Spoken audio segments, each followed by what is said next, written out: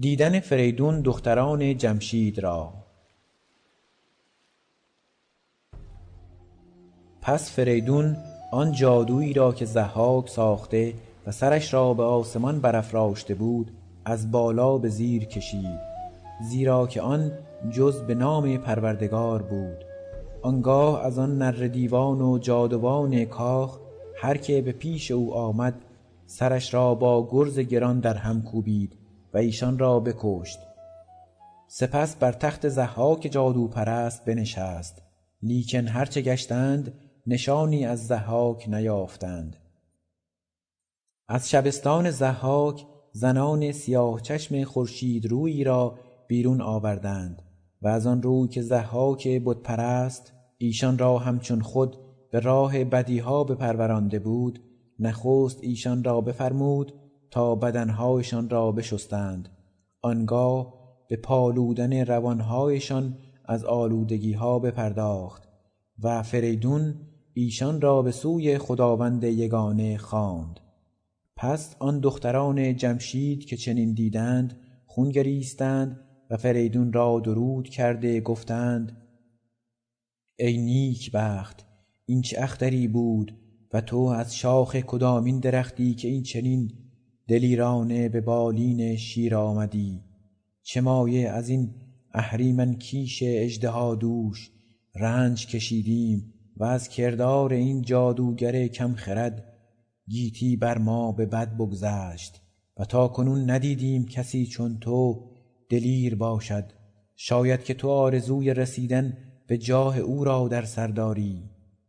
لیک فریدون ایشان را گفت: بدانید که نه پادشاهی و نه بخت جاودانه برای کسی نخواهد ماند.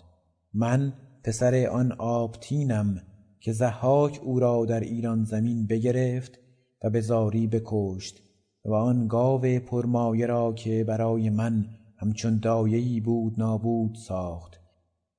من نیز به ناچار کمر به جنگ ضحاک بسته و از ایران بدین سوی روی آوردم تا با این گرز گاوسار بر سرش کوبم و هیچ بخشایش و مهری بر او نیاورم.